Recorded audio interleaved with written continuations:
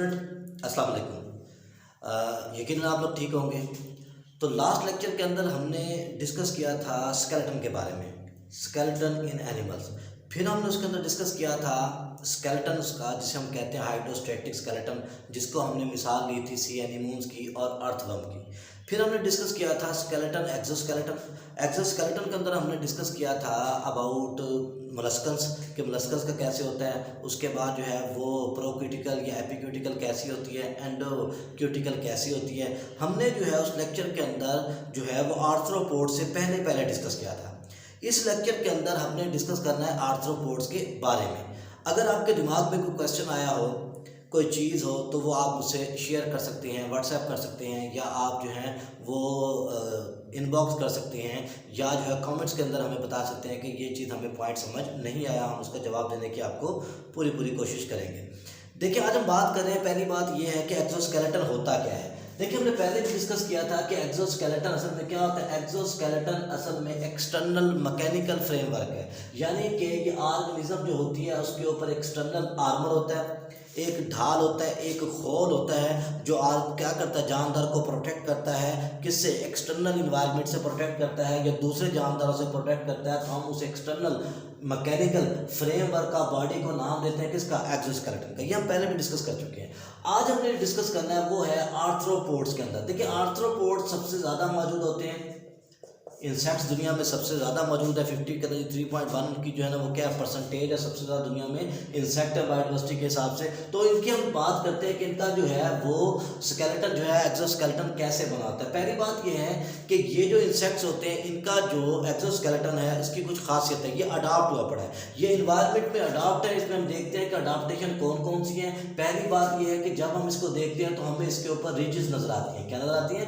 Ridges, उभार नजर आते हैं। ये रिजेस वगैरह इसलिए मौजूद है कि रिजिस से क्या होता है, जो अंदर वाले मसल्स हैं वो इससे अटैच हो जाएं ताकि ज़रूरत पड़ने पर ये मसल उससे अलग भी हो सकें और अटैच भी हो सकें। क्योंकि रिजिस होने की वजह से क्या होता है, पूरे का पूरा स्केलेटन नहीं चिपका होता, बल्कि वो कुछ पॉइंट से क्या होता है, इंटरनल मसल से चिपका हुआ होता है। तो पहली बात फॉर्मेशन ऑफ रिजिस, ये इसकी खासियत है जो अडाप्टेशन है।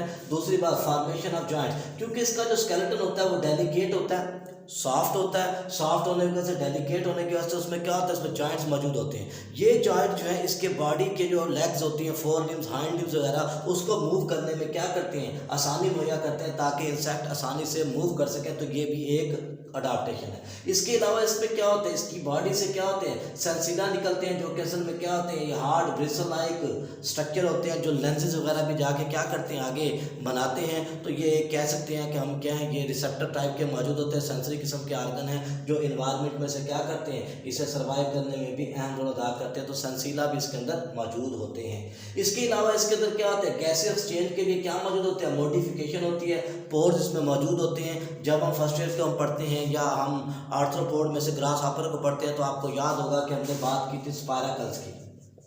तो स्पाइराकल्स क्या थे, वो ओपनिंग होती हैं जो क्या होती हैं, जो बाहर स्केलेटन पर मौजूद होती हैं। तो यही इसकी मॉडिफिकेशन है। तो ये वो मॉडिफिकेशन है जिसकी वजह से आर्थ्रोपोड ने क्या किया, जिसकी वजह से आर्थ्रोपोड ने जो है वो अडाप्टेशन की एक इन्वायरमेंट में रहने के लिए। फिर इसके फंक्शन की बात करते हैं। फंक्शन को हमने पहले भी डिस्कस किया हुआ। इसका काम होता है प्रोटेक्शन करना। बेसिकली ये प्रोटेक्ट कर रहा है किससे, दूसरे ऑर्गेनिज्म से प्रोटेक्ट कर रहा है। साथ ये प्रोटेक्ट कर रहा है इन्वायरमेंट से। अगर रफ इन्वायरमेंट आ रहे, हार्ड इन्वायरमेंट आ रहे, तो ये हार्ड इन्वायरमेंट से भी क्या कर। तो इसका मतलब बेसिकली है कि एक्सोस्केलेटन जो इंसेक्ट के अंदर मौजूद है उसका बेसिक जो फंक्शन है वो सिर्फ क्या है, वो उसका प्रोटेक्शन है कि उसे क्या करते हैं, प्रोटेक्शन करते हैं। लेकिन जहाँ ये प्रोटेक्शन करता है तो ये उसके लिए क्या, बोझ भी है, आर्मर भी है। अब क्योंकि उसके लिए क्या है, ये आर्मर है, तो आर्मर की वजह से क्या होता है, उसकी ग्रोथ सीज्ड हो जाती है। अब ग्रोथ उसकी नहीं हो पाती, ग्रोथ रुक जाती है। तो ग्रोथ के अंदर क्या करता है, ये एक हर्डल पैदा करता है। तो इससे बचने के लिए वो करते ये हैं कि वो एक स्टेज होती है, एक प्रोसेस होता है जिसे कहते हैं एक्डाइसिस या मोल्टिंग। अब ये एक्डाइसिस में जाते हैं या मोल्टिंग में जाते हैं। ये होता क्या है, होता ये है कि जब इंसेक्ट इमेच्योर होते हैं, उन्होंने ग्रोथ करनी होती है, तो वो अपने एक्सोस्केलेटन को क्या करते हैं, पीरियडिकली शेडिंग करते हैं। तो वो उसे क्या करते हैं, जैसे उन्होंने ग्रोथ करनी होती है अपने एक्सोस्केलेटन को क्या करते हैं, वो शेड कर देते हैं, गिरा देते हैं, रिमूव कर देते हैं। तो उसके रिमूव करने के अमल को हम नाम देते हैं एक्टाइसिस का, या उसे नाम देते हैं किसका, मोल्टिंग का नाम देते हैं। तो हम इसकी डेफिनेशन क्या करेंगे, हम करेंगे the periodic shedding of exoskeleton, ठीक है ना, of insects during immature stage. जब वो इमेच्योर है, उसने ग्रोथ करनी है लेकिन उसकी ग्रोथ रुक गई है क्योंकि उसके ऊपर एक आर्मर, एक हॉल उसके ऊपर मौजूद है, तो वो उस हॉल को क्या करेंगे, पीरियडिकली रिमूव करेंगे। जब वो उसे रिमूव करेंगे, शेड करेंगे, तो हम कहेंगे कि असल में वो क्या करें, वो एक्टाइसिस कर रहे हैं। अब ये जो एक्टाइसिस का प्रोसेस होता है, असल में ये क्या होता है, ये कंट्रोल होता है कोऑर्डिनेशन से, यानी कि कोऑर्डिनेशन सिस्टम वो कंट्रोल करता है इसे। और दूसरा जो इसे कंट्रोल करता है वो एक हार्मोन कंट्रोल करता है। उस हार्मोन का जो नाम होता है वो होता है एक्टोसिन। अब ये एक्टोसिन मौजूद है, ठीक है ना, या एक्टोसोन भी इसे कहते हैं। ये एक्टोसोन जो है ये क्या होता है, ये वो हार्मोन है जो क्या करेगा, सारे प्रोसेस को, एक्टाइसिस को क्या कर रहा है, वो कंट्रोल कर रहा है। तो एक्टोसोन बेसिकली क्या करता है, वो एंजाइम है जो केमिकल कोऑर्डिनेशन की वजह से होते हैं। और ये क्या होते हैं, ये थोरिक रीजन में से, गले वाले रीजन में क्या होता है, ग्लैंड मौजूद होता है जो सेक्रेट करता है, और ये सारा का सारा एक्टाइसिस के प्रोसेस को कंट्रोल करता है। अब हमने इसे आसानी के लिए समझने के लिए कि एक्टाइसिस कैसे होता है, उसे समझने के लिए हमने इसको मुख्तलिफ किस्म की स्टेजेस में डिवाइड किया हुआ है। अब फर्ज करें कि ये हमारे पास मौजूद है ओल्डर एक्सोस्केलेटन, ठीक है। अब ये एक्सोस्केलेटन जो अंदर मसल के साथ चिपका हुआ है, पहला काम क्या होगा, डाइजेशन ऑफ एंडोक्यूटिकल। तो वो बाहर वाली जो अंदर वाली जो लेयर होगी, वो जो मसल के साथ अटैच है, पहला काम ये होगा कि उसकी डाइजेशन शुरू हो जाएगी। जब उसकी डाइजेशन शुरू हो जाएगी तो वो जो हॉल मौजूद है, वो जो लेयर मौजूद है एंडोक्यूटिकल की, वो मसल से अलग होना शुरू हो जाएगी। जब वो मसल से अलग होना शुरू हो जाएगी, अक्सर हमने देखा जब हमारे भी क्या होता है, नेल पे चोट लग जाए, जख्मी हो जाए, तो नीचे वाले सेल डेड हो जाते हैं, तो नीचे नया नेल जो है बनना शुरू होता है। ऊपर का नेल वैसे का वैसा रहता है, लेकिन वो क्या होता रहता है, नीचे से डी अटैच होता रहता है, अलग होता रहता है। और वक्त आने पर जब नीचे वाले ग्रोथ पूरी होती है, हम ऊपर वाले को काटते हैं, तो सिर्फ क्या होता है, हल्का सा जोर लगता है और ऊपर वाला नेल उतर कर अलग हो जाता है। सेम इस तरह होता है। पहला काम होता है कि एंडो जो क्यूटिकल मौजूद है, उसको एंजाइम क्या करेंगे, उसको एंजाइम डाइजेस्ट करना शुरू कर देंगे। एंजाइम कौन से करेंगे, जो हाइपोडर्मल एंजाइम होंगे वो से क्या करेंगे, उसे डाइजेस्ट करना शुरू कर देंगे, जिससे क्या होगा, जिससे एंडोक्यूटिकल या एक्सोस्केलेटन जो है वो अंदर वाले मसल से अलग होना शुरू हो जाएगा। अब वो जब शुरू होना शुरू हो जाएगा अलग होना, तो उसके बाद अगली चीज होगी सेक्रेशन ऑफ न्यू प्रोक्यूटिकल।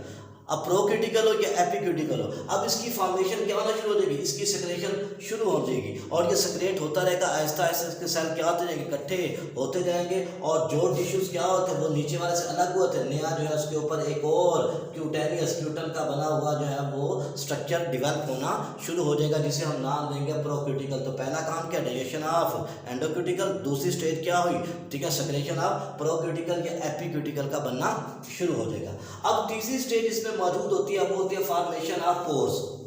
अब फॉर्मेशन ऑफ पोर्स क्या होता है, ये जो मौजूद है हमारे पास ओल्डर, अब इस ओल्डर को एंजाइम जो तोड़ते हैं तो इसमें क्या बन जाते हैं, इसमें छोटे छोटे पोर्स बन जाते हैं, यानी कि ये स्प्लिट हो जाता है।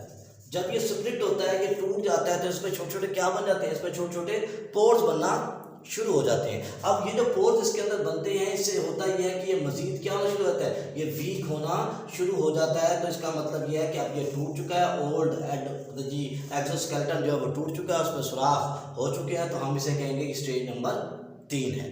फिर स्टेज नंबर 4 जिसमें आती है वो आती है हार्डनिंग। अब जाहिर बात है, वो नीचे जो प्रोक्यूटिकल बना है, अब उसे क्या होना है, उसे हार्ड होना है, ताकि वो हार्ड होगा तो वो एक्सोस्केलेटन में डेवलप हो जाएगा। और उसकी हार्डनेस का प्रोसेस जो होता है वो होता है डेपोजिशन ऑफ कैल्शियम कार्बोनेट। तो उस पर क्या होता है, काइटिन के साथ कैल्शियम कार्बोनेट भी क्या होना शुरू होता है, वो ऐड होना शुरू होता है। जब उस पर कैल्शियम कार्बोनेट ऐड होना शुरू हो जाता है तो वो सख्त होता रहता है।